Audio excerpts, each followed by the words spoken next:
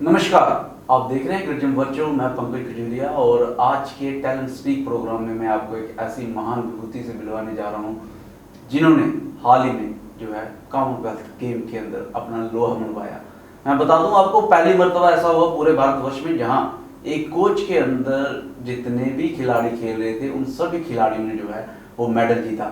मैं बात कर रहा हूँ सन of the soil Sahil Sharma ji की, जो सीनियर रेसलिंग कोच हैं टीम इंडिया के, और हाल ही में बर्मिंघम यूके के अंदर जो कॉमनवेल्थ गेम हुई है उस गेम में उन्होंने जो रेसलिंग की वुमेन टीम है उनको जो है कोच के रूप में लीड किया। उनके अंदर जो 6 खिलाड़ी थे, 6 के 6 खिलाड़ियों के मेडल आए हैं, जिसमें से 2 गोल्ड हैं, 1 सिल्वर है और 3 ब्रॉन्ज हैं। ये बहुत ही इस समय जो है जम्मू कश्मीर के लिए प्राउड का मोमेंट है कि son of the soil Sahil Sharma as a senior coach के रूप में जो है उनके खिलाड़ियों के जितने भी खिलाड़ी थे उनके मेडल्स आए हैं। साहिल जी, सबसे पहले मैं आपका अपने चैनल में स्वागत करता हूं और बधाई देता हूं कि आपने हमें गौरवान्वित होने का मौका दिया, जहां पे आप जम्मू से हैं और आपने एक वुमेन रेसलिंग टीम को एज ए कोच के तौर पे लीड किया और उसके बाद सभी के जो मेडल आए। जी, सभी से पहले तो मैं पूरे देशवासियों को, पूरे जम्मू वासियों को ये शुभकामना मुबारकबाद देता हूँ कि एक जो इंडिया का जो हमारा रिजल्ट आया है वो इतना अच्छा है। ये एक सभी के लिए एक गौरव की बात है।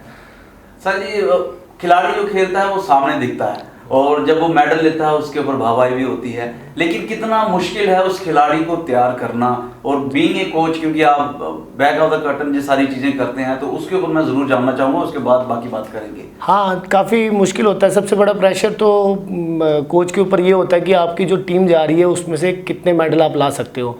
हम उम्मीद तो सभी करते हैं कि, और सभी कोशिश भी यही करते हैं कि 100% रिजल्ट है, लेकिन जब कहीं चूक जाते हैं ना तो काफ़ी निराशा होती है। प्लेयर्स को तो होती है लेकिन कोच को काफ़ी होती है, क्योंकि कोच के ऊपर पूरी टीम का दारोमदार होता है। तो काफ़ी चीज़ें हमें फेस करनी पड़ती हैं। कई बार कुछ प्लेयर्स, जब रेसलिंग में खासकर हम जब प्लेयर्स वेट तोड़ रहे होते हैं तो वो तो इरिटेट हो जाते हैं। अब किसी ने 5 किलो वजन तोड़ना अपना, तो वो नेचर में कहीं ना कहीं तो हमें उसको मैनेज करना है ताकि उसका उस नेचर का उसके कुश्ती में इफेक्ट ना पड़े। तो काफ़ी चीज़ें होती हैं जो फेस करनी पड़ती है। चलो, फिलहाल आपके लिए तो बड़े गौरवान्वित पल है क्योंकि आपके अंडर जितने भी खिलाड़ी थे सभी ने जो है मेडल लिया। मैं ज़रूर जानना चाहूँगा इसके ऊपर आप अपना थोड़ा सा प्रकाश डालें कि कितना मुश्किल था इन 6 खिलाड़ियों को तैयार करना और कब से जो है आप इनके साथ एज ए सीनियर कोच काम कर रहे थे। जी, एक ये मैं बताना चाहूँगा कि एक रेसलिंग ऐसी कुछ गेम है जिसमें 100% रिजल्ट आया। जितनी पार्टिसिपेशन थी उतने ही मेडल आए हैं। तो 2016 से मैं इस टीम के साथ हूँ, सीनियर वुमेन टीम के साथ मैं कैंप में ले रहा हूँ। जब कैंप नहीं होते हैं सीनियर के तो तब मैं जम्मू में अपनी सर्विस दे देता हूँ हमारा यहाँ पे, तो उनकी सर्विस देता हूँ मैं 2016 से। जब 2018 में हम गए थे एशियन गेम्स में गया था, मैं इसी टीम के साथ था। इनमें से 3 खिलाड़ी जो रिटेन हुए हैं, तो उनमें से 3 में से तीनों के मेडल रिपीट हुए हैं। 2 के मेडल हुए हैं, एक का 2018 में मेडल नहीं था, साक्षी मलिक का, उसका भी मेडल अभी बार गोल्ड में कन्वर्ट करने की कोशिश। 2016 से आप 6 साल में इनके साथ चल रहे हैं। कितना मुश्किल रहा, चैलेंजिंग वक्त भी रहा होगा इन खिलाड़ियों के साथ। कभी न कभी जैसे आपने कहा कि वेट तोड़ते हैं तो ऐसा लगता है कि अभी शायद जो खिलाड़ी है उसकी नेचर उसके हिसाब से नहीं चल पा रहा, तो कहीं ऐसा मोमेंट आया कि नहीं अभी इन खिलाड़ियों के साथ नहीं हो सकता? हाँ, हमारी एक स्टार खिलाड़ी, मैं उसी की बात कर लूँ, साक्षी मलिक, जिसको जो जिनका गोल्ड आया, जिनका गोल्ड आया 2016 ओलंपिक की, वो ब्रॉन्ज मेडलिस्ट है हमारी। एक ओलंपिक मेडलिस्ट होना रेसलिंग में, अकेली वुमेन है वो जिनका मेडल है। तो उनका बीच में टाइम काफ़ी अच्छा निराशाजनक रहा उनका परफॉर्मेंस, क्योंकि उनके लिए ट्रायल जीतना भी काफ़ी मुश्किल हो रहा था। वो कुछ इंजरीज थी, कुछ कहीं ना कहीं उनको दिक्कत आ रही थी। लेकिन हमें बीइंग अ कोच, मुझे पता था कि भाई इस लड़की में कैपेबिलिटी है, ये वापस आएगी, क्योंकि वो चैम्पियंस हमेशा चैम्पियंस ही रहते हैं।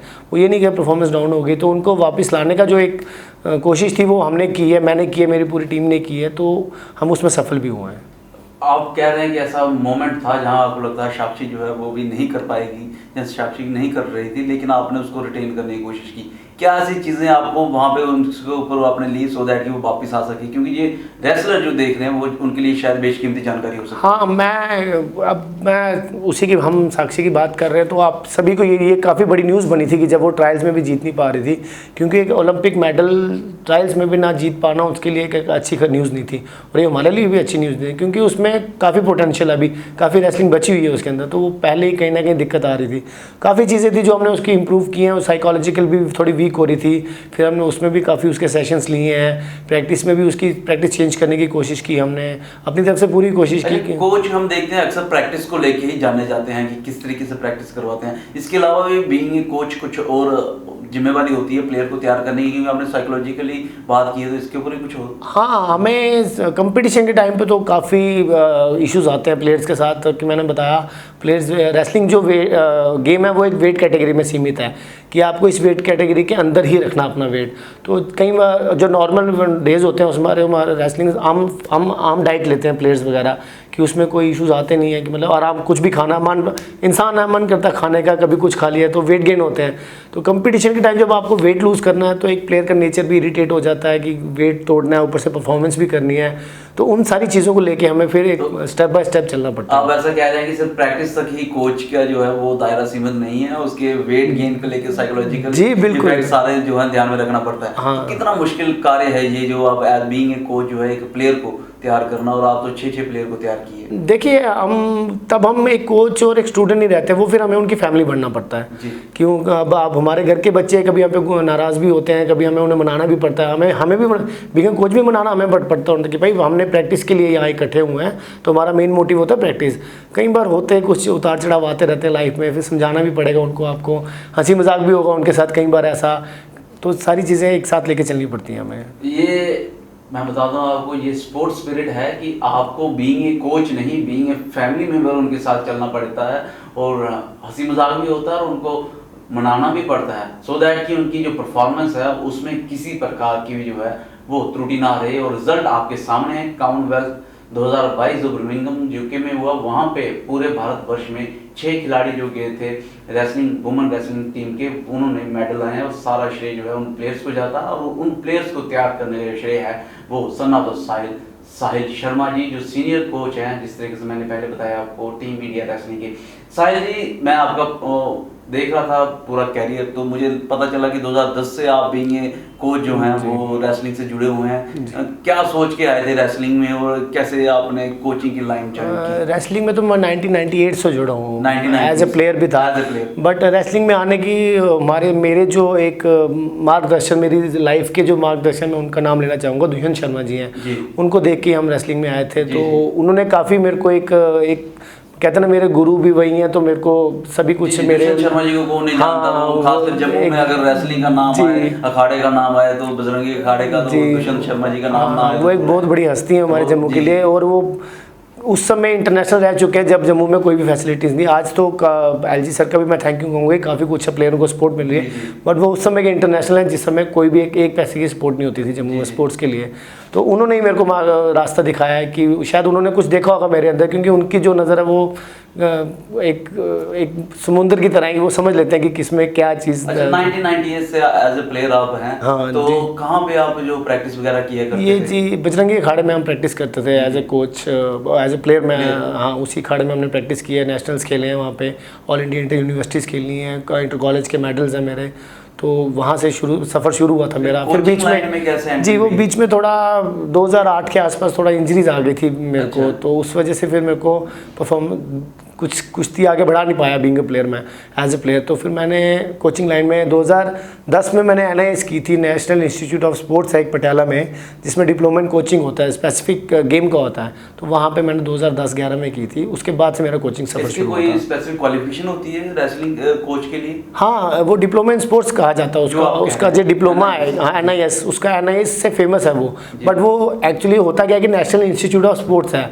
वो एक कॉलेज का नाम है, लेकिन उसको जाना जाता है कि NIS की है। तो जब आपको लगा कि एज ए प्लेयर अभी इंजरी है, तो आपने कोचिंग की तरफ जो है अपना कैरियर लिया, और मैं ज़रूर कहना चाहूँगा कि आज शायद आप अपने आप को काफ़ी सफल महसूस कर रहे होंगे, क्योंकि बीइंग ए प्लेयर आप एक ही मेडल ला सकते हैं, लेकिन बीइंग ए कोच आप 6 मेडल लाने में सफल हो गए। हाँ, कहीं ना कहीं वो जब मेरे खुद की जो परफॉर्मेंस में ना दे पाया, जब मैं जो मेरी हर एक प्लेयर की सोच होती है कि वो इंटरनेशनल लेवल पे एक अच्छे से अच्छा करना पड़े, और मेरा भी उस समय एक ख्वाब था कि मैं एक इंटरनेशनल प्लेयर बन के दिखाऊँ, मेडल ला के दिखाऊँ अपने स्टेट के लिए, देश के लिए। वो मैं ना कर पाया। तो फिर जब मैं कोच आया तो फिर मैंने उसको अपनी वो जो मेरी अंदर की सारी एक गुस्सा बोल सकते हैं, वो मैंने सारा कोचिंग लाइन में देने की कोशिश की, अपनी सारी डेडिकेशन फिर मैंने उसी में लगा दी। नो डाउट कि वो रिजल्ट भी हम देख रहे हैं, और जिस तरीके से आपने साक्षी का एग्जांपल दिया, मुझे लगता है कि शायद वही आपका बीइंग ए प्लेयर का जो एक्सपीरियंस है और कोच की जो आपकी सिखलाई है उसका अपने रिजल्ट जो है वो हाँ, वो हम पूजा इसी टीम में हम पूजा गहलोत है, एक लड़की है 50 किलो की है, उसकी भी काफ़ी लाइफ अप डाउन रही है। दिव्या काकरान है, उसमें भी काफ़ी इश्यूज आए थे। कि जो प्लेयर्स जो 2 नाम तो मुझे पता ही हैं, एक विजनेश फोगाट और साक्षी जी का, लेकिन जिनके 2 गोल्ड आए हैं, बाकी जो 4 प्लेयर हैं उनका भी आप बता देंगे। हाँ, वो पूजा गहलोत 50 kg में है, वो ब्रॉन्ज मेडल लेके आई है कॉमनवेल्थ गेम्स में। तो उसकी भी लाइफ काफ़ी अप डाउन में रही है, काफ़ी इंजरीज थी उसको, उसके एंकल कंपटीशन से पहले उसको चोट लग गई कोई 1 महीना पहले, वो हमारे लिए काफ़ी दिक्कत वाली बात आई। तो काफ़ी स्ट्रगल किया, हमारी जो मेडिकल टीम थी उन्होंने काफ़ी साथ सपोर्ट किया उस प्लेयर के लिए। हमने भी प्रैक्टिस शेड्यूल फिर उसी के मुताबिक बनाया, अपनी जो हमारी मेडिकल शेड्यूल थी, ताकि उसको इंजरी उसकी और ना बढ़े। तो फिर दिव्या काकरान एक 68 kg, उसका भी ब्रॉन्ज आया, उसकी भी काफ़ी लाइफ, क्योंकि उसके पीछे भी ट्रायल्स जो 2-4 ट्रायल्स थे वो हार चुकी थी, तो काफ़ी मुश्किल था उसके लिए। फिर उसकी ट्रेनिंग हमने शेड्यूल चेंज किए, उस हिसाब से थोड़ा उसके कम बैक हुआ हम लोगों का। हम देखते हैं जब प्लेयर्स अच्छा करते हैं तो उनके लिए रिवार्ड घोषित किए जाते हैं। कोचेस के लिए भी हम देखते हैं इस तरह की फैसिलिटीज़ या इस तरह की कुछ रिवार्ड होने चाहिए, क्योंकि छोटी बात नहीं है कि जितने प्लेयर आपके अंडर खेल रहे हैं वो सब मेडल लेके हैं। इस पे मैं आपकी राय जरूर जानना चाहूँगा। जी, रिवॉर्ड्स के लिए तो हम बात करेंगे। सबसे पहले तो मैं थैंक्स करूँगा कि जी हमारे जो पीएम सर नरेंद्र मोदी हैं, उन्होंने जो स्पोर्ट्स को आगे बढ़ाया है, जो एक मोटिवेशन दिया है, चाहे वो प्लेयर हो, चाहे वो कोच हो, चाहे वो स्पोर्टिंग स्टाफ हो, मेडिकल है, मैस्योर है, जो भी है, तो उनको जो उन्होंने एक मोटिवेशन दिया है, वो एक गेम के लिए एक जज्बा जगाया, उनके लिए तो मैं काफ़ी थैंक्स करूँगा। फिर रिजल्ट में भी दिख रहा है, बिल्कुल जी, जो है चौथी टैली नंबर पे है, ऑस्ट्रेलिया पहले पे है, और जो अक्सर पहले देखने को नहीं मिलता था। हाँ, मोर देन 60 मेडल्स हमारे आए हैं अब की बार, तो ये एक अच्छा रिजल्ट रहा है। मैं बाकी अब जैसे आपने किया कि स्टेट जीओटी की तरफ से कुछ, हाँ, वो मैं एलजी सर से मैं थैंक्स करूँगा, क्योंकि उन्होंने जो हमारी हमारी जो ऑल ओवर स्पोर्ट्स है उस पर जो एक फोकस करने की कोशिश की है। हाँ, बट कुछ चीज़ें अभी भी मैं अपनी एक एक्सपीरियंस बता रहा हूँ कि कुछ चीज़ें ऐसी हैं कि शायद वो उन तक मैसेज सही पहुँच नहीं पा रहा है एलजी सर तक। क्योंकि एलजी सर से मैं रिक्वेस्ट करूँगा कि सर जो ऑन द चेयर्स बैठे, मैं सभी से रिक्वेस्ट करता हूँ कि हम उन गेम्स पे फोकस किया जा रहा है जिनका आगे फ्यूचर अभी कुछ ब्राइट नहीं दिख रहा है। मुझे लगता है कि जो ओलंपिक गेम्स है ना, हमें उनको आगे बढ़ाना चाहिए पहले, क्योंकि जब इंटरनेशनल मेडल्स आएंगे, ओलंपिक में आपके उस गेम के मेडल्स आएंगे, हम एक अच्छा आपकी तरफ से सभी स्पोर्ट्स मिल रही हैं, बट वो जो एक फैसिलिटीज़ है, जो वो स्पोर्ट है, वो एक गलत रास्ते में जा रही हैं। ठीक है ना, जैसे मैं किसी गेम की तो बात नहीं करूँ, मैं किसी के फेवर में नहीं हूँ, मैं किसी के अगेंस्ट में नहीं हूँ, मैं बात कर रहा हूँ एक स्पोर्ट्स की।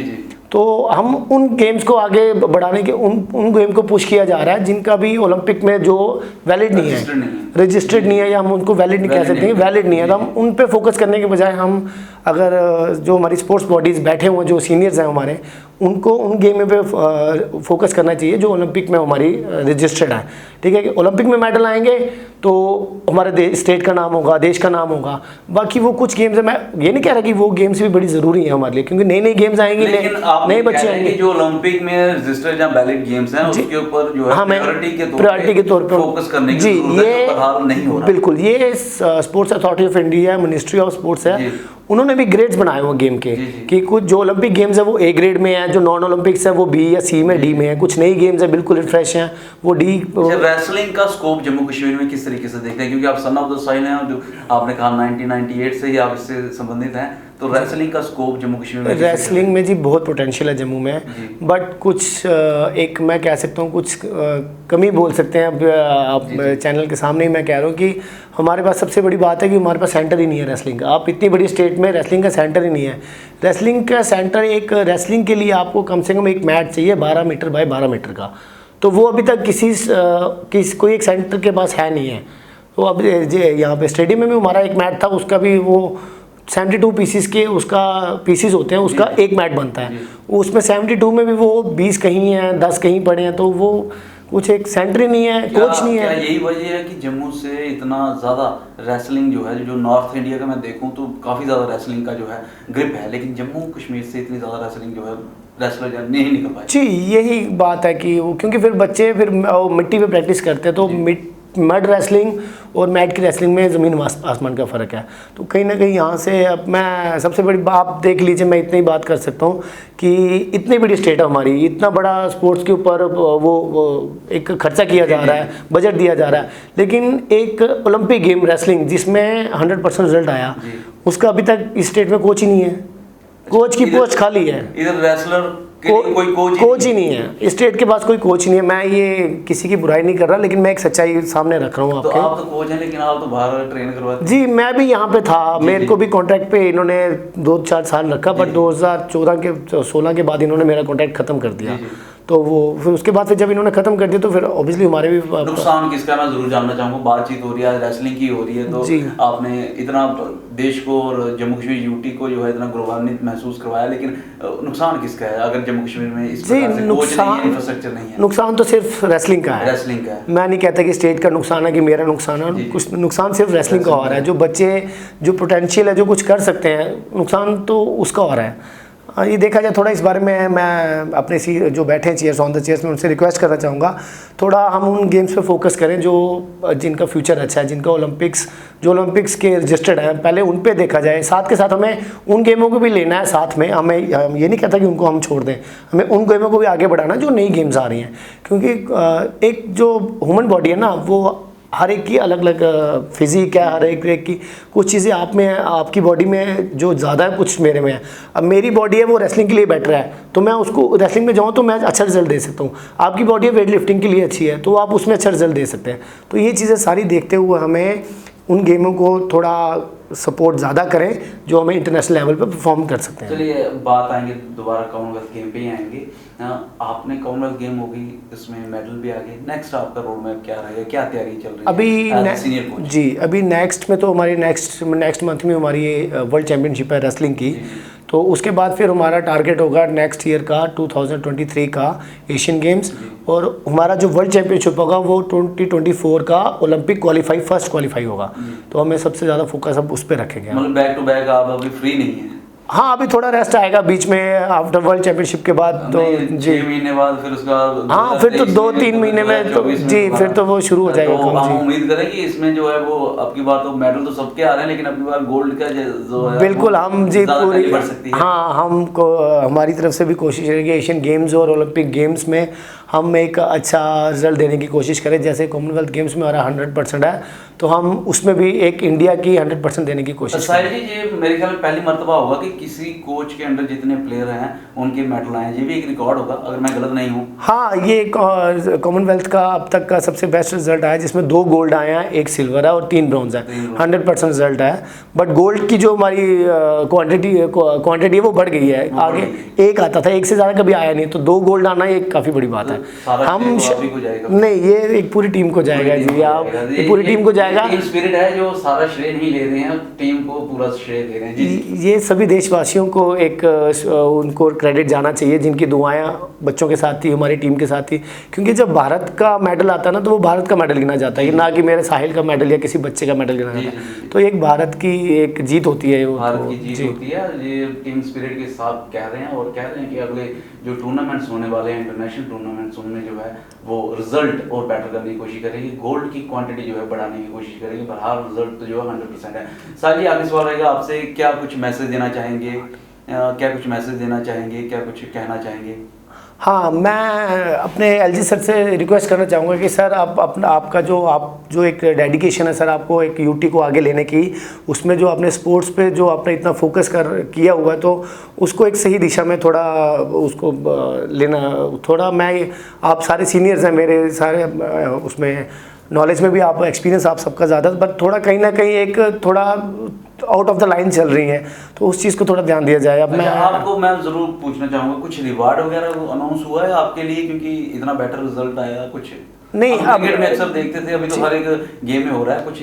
हाँ नहीं, हर एक गेम में अब तो हर एक स्टेट अपने अपने, अब जैसे मैं हम हरियाणा की बात करें तो उसमें कोचिज़ को लेके 15 लाख का रिवॉर्ड है। तो हर स्टेट का एक अपना अपना रिवॉर्ड होता है, पर अभी तक मेरे तक किसी की अप्रोच आई नहीं है। सुबह मेरे को डीसी ऑफिस से फ़ोन आया था कि उन्होंने बात अभी आगे बढ़ी नहीं, बस उन्होंने इतना पूछा था कि भाई आपका नाम और क्या डेजिग्नेशन और आपका क्या रिजल्ट रहा है। तो उम्मीद करता हूँ एलजी सर इस बारे में थोड़ा फोकस करेंगे कि क्योंकि रिवॉर्ड्स मिलेंगे तो फिर आगे हमें भी एक मोटिवेशन मिलती है एक प्लेयर को। का काम करते हैं जी। गेम का तो ये राइट एंड थंब रूल ही है कि रिवार्ड एंड पनिशमेंट, जो बेटर करेगा उसको रिवार्ड करना है। और जी वो मैं यही एक उम्मीद भी करता हूँ अपने एलजी सर से, जितना उन्होंने जितना अच्छा स्पोर्ट्स को करने की कोशिश की है।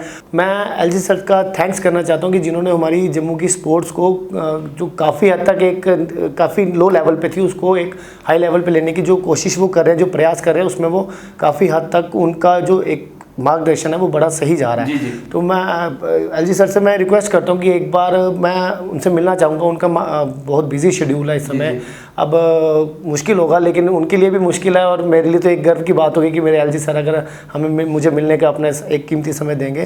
तो उस मिलके थोड़ा हम कुछ एक बात करना चाहेंगे। सर से मैं बात करना चाहूँगा कुश्ती को लेकर, क्योंकि मैं तो अपनी गेम की बात करूँगा, उसको प्रमोट करने की कोशिश करूँगा कि थोड़ा सा जो ओलंपिक गेम्स हैं उन पर थोड़ा फोकस किया जाए, क्योंकि वो हमारे लिए ज़रूरी है।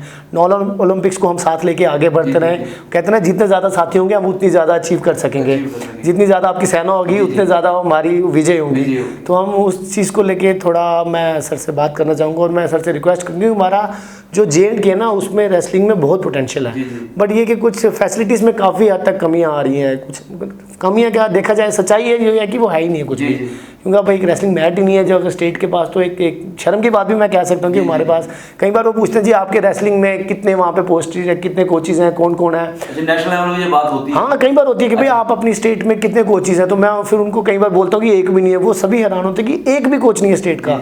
तो ये काफ़ी अजीब सा लगता है। तो मैं सर से रिक्वेस्ट करना चाहूँगा कि एक बार इस चीज़ पर थोड़ा ध्यान दिया जाए कि जो भी गेम, खाली रेसलिंग नहीं है, कई गेम्स ऐसी हैं जिन पे कि कोचेज़ की काफ़ी ज़्यादा कमी है। तो पहले हम अगर कोचेज़ हमारे पास होंगे तो इंफ्रास्ट्रक्चर तो हमारा यूज़ में आएगा। इंफ्रास्ट्रक्चर हम बनाते रहेंगे तो बट वो खाली रहेगा, वो फिर एक स्टोर का काम करेगा। तो जब बच्चों को आप देखिए, आपकी जो मंशा है, सर की जो मंशा है वो एक बहुत ही बड़े लेवल की है। शायद वो हमारी सोच वहाँ तक ना हो पाए कि वो क्या सोच रहे हैं, लेकिन कहीं ना कहीं एक ग्रास रूट लेवल पे हम पीछे रह रहे हैं कि वो इंफ्रास्ट्रक्चर जो आज बच्चों के पास हर एक, मैं कहता हूँ एक छोटे छोटे डिस्ट्रिक्ट में भी एक हर स्टेडियम बनाया जा रहा है। और इससे बड़ी गर्व की बात क्या होगी कि हर डिस्ट्रिक्ट में एलजी सर की सपोर्ट से ये चीज़ें बन रही हैं, लेकिन उनको वो बनाया जा रहा है लेकिन वो खाली पड़े हैं। तो उन पर प्रैक्टिस कराने वाला कोई नहीं है। तो जब तक प्रैक्टिस कराने वाला नहीं होगा तो सेंटर का नाम आगे नहीं बढ़ेगा। वो स्पोर्ट्स की तो एक पॉलिसी है जी, गेम की एक पॉलिसी होती है कि जितने ज़्यादा कंपटीटर हैं उतना ज़्यादा परफॉर्मेंस है। जितने ज़्यादा कंपटीटर मिलेंगे आपको उतनी ज़्यादा परफॉर्मेंस आपकी निखरेगी। क्योंकि मुझे पता है, अगर मेरे को पता होगा मेरा कंपटीटर कोई नहीं है जी, वो 1-2 सेंटर हैं, बस उनको हराना मैं जीत गया, मैं वैसी प्रैक्टिस करूंगा, वो फिर नेशनल लेवल पे कहीं ना कहीं मैं नीचे रह जाऊंगा। और अब मुझे पता लगेगा यार 100-150 सेंटर है और 100-150 का सेंटर का बच्चा आएगा मेरे से कंपटीशन लड़ने, तो मुझे 100-150 के लिए तैयारी करनी पड़ेगी। तो जब आप 100-150 के लिए तैयारी करेंगे वो नेशनल लेवल पे 10-15 आपको कुछ भी नहीं लगेंगे। तो ये चीज़ें कहीं ना कहीं काम आती हैं हमारी। कोई भी गेम हो, मैं नहीं कहता रेसलिंग, कोई भी गेम हो, जितने ज़्यादा सेंटर्स उतनी अच्छी परफॉर्मेंस, जितने ज़्यादा कंपटीटर उतने अच्छे रिजल्ट।